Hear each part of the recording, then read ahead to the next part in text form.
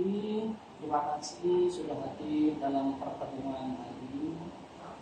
Pada kali ini kita akan membahas tentang penyusunan modul ajar yang berpusat pada peserta.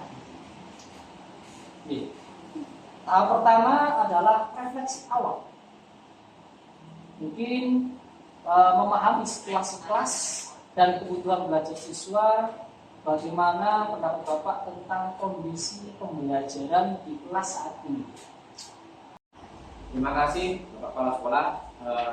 Berdasarkan pengalaman saya, siswa di kelas itu tampak cukup beragam, Bapak. Di mana ada yang cepat menangkap pelajaran dan ada yang butuh pendekatan lebih, Bapak. Dan saya rasa metode itu tidak bisa mengakomodasi kebutuhan siswa satu persatu, Bapak.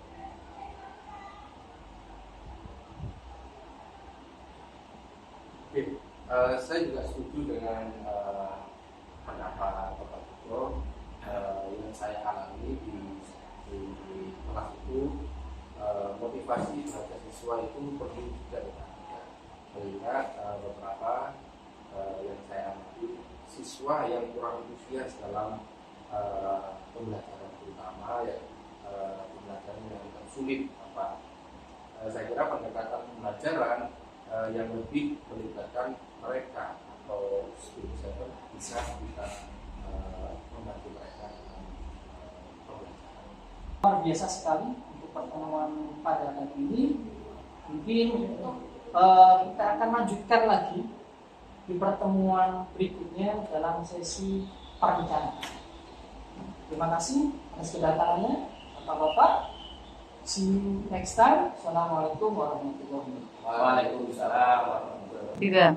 Oke, terima kasih Bapak-bapak. Kita bertemu kembali dalam sesi perencanaan. Kita sudah mendapatkan informasi di minggu berikutnya. Pada kali ini kita akan melakukan perencanaan, di mana cara menyusun modul ajar yang berbeda. Apakah kita sudah merencanakan modul itu sesuai dengan minat bakat dan gaya belajar siswa? Nanti pendapatnya. Selamat pagi Bapak, terima kasih atas kesempatannya. Menurut saya gini Bapak, saya rasa langkah awal yang harus kita lakukan adalah menetapkan tujuan pembelajaran. Kenapa seperti itu? Kita harus memenuhi kebutuhan siswa. Terus kita harus memastikan bahwa tujuan ini dapat dicapai semua siswa, baik yang memiliki kemampuan belajar cepat maupun yang memiliki belajar yang lambat. Itu menurut saya. Betul sekali. Baik.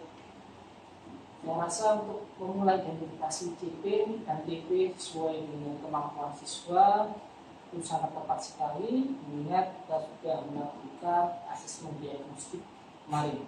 Oke. Mungkin strategi apa yang bisa kita pakai? Oke, kalau menurut saya kita perlu membuat pembelajaran yang fleksibel dan bersifat berdifferensiasi pada siswa. Misalnya kita membuat metode pembelajaran yang bervariasi, berdiskusi, kelompok, pembelajaran basis proyek atau eksperimen, sehingga guru bisa terlibat sesuai dengan gaya belajar pada sisi. Ini kita bisa mengatakan gaya belajar siswa itu sendiri dengan kemampuan mereka masing-masing. Baik, bagus sekali untuk usulannya untuk memenuhi metode gaya belajar sesuai dengan gaya belajar siswa. Kita waktu untuk menyusun modul ajar, dan 2 minggu ke depan saya harapkan kita sudah bisa mendapatkan hasil evaluasi dari pembelajaran yang sudah diperbaiki. Saya rasa itu cukup untuk pertemuan kali ini. Kita akan lanjutkan ketika panjenengan semua sudah mengimplementasikan modul-modul ajar yang sudah diperbaiki. Pak, saya ada tambahan satu mungkin. Ya. Mungkin Bapak. Saya rasa kita juga memikirkan alokasi waktu, Bapak.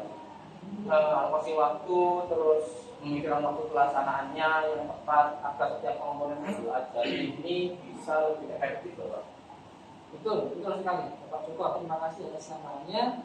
Mungkin Bapak-Bapak juga perlu mungkin alokasi waktu ya sebelum dalam pembentukan unit ajar. Terima kasih Bapak Joko. Semuanya kita sudah catat dan identifikasi. Kita bertemu 2 minggu lagi setelah panjenengan mengimplementasikan pembelajaran. Terima kasih. Assalamualaikum warahmatullahi wabarakatuh. Oke, baik Bapak-Bapak, kita berjumpa kembali dalam kesempatan yang sama. Alhamdulillah kita bisa berjumpa dalam keadaan sehat.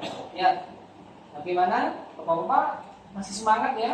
Alhamdulillah semangat Pak. Jadi ketika sudah melakukan evaluasi, ya, sejauh mana setelah merencanakan secara detail, sekarang saatnya memastikan bagaimana modul ya yang diterapkan di kelas, perkembangan implementasinya sejauh ini bagaimana?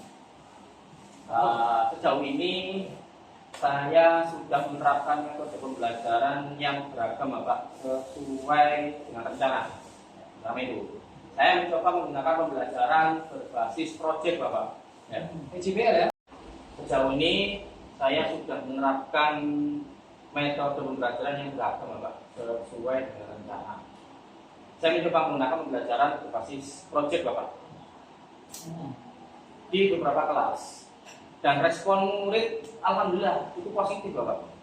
Mereka terlihat lebih aktif dalam berdiskusi dan lebih tertarik dengan materi apa yang saya sampaikan selama ini Bapak.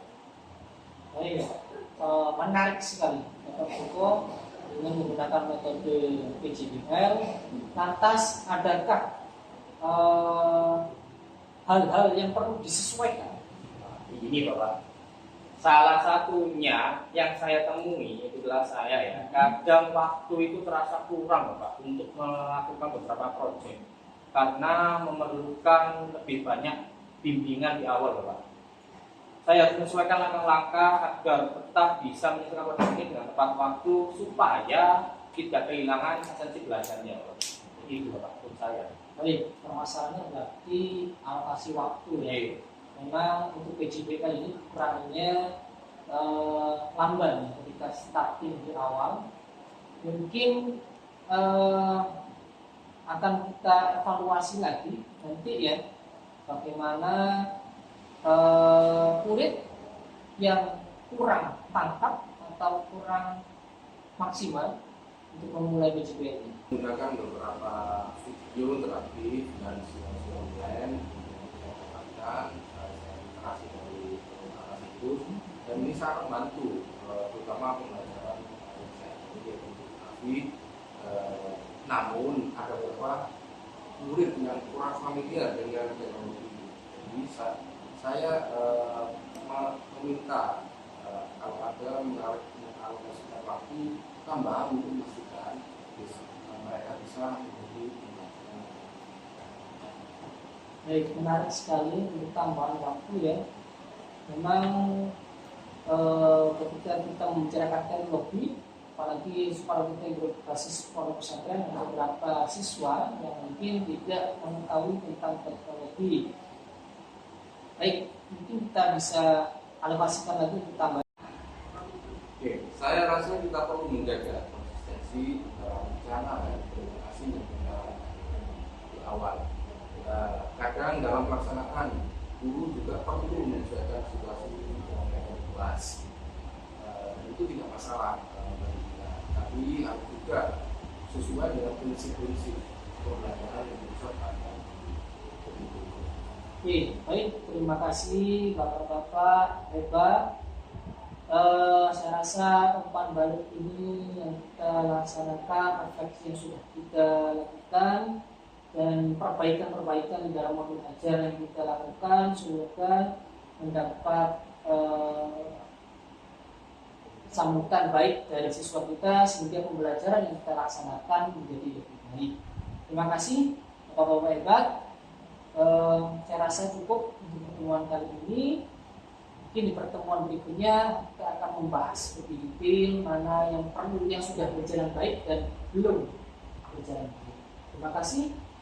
Saya akhiri. Assalamualaikum warahmatullahi wabarakatuh. Waalaikumsalam warahmatullahi wabarakatuh.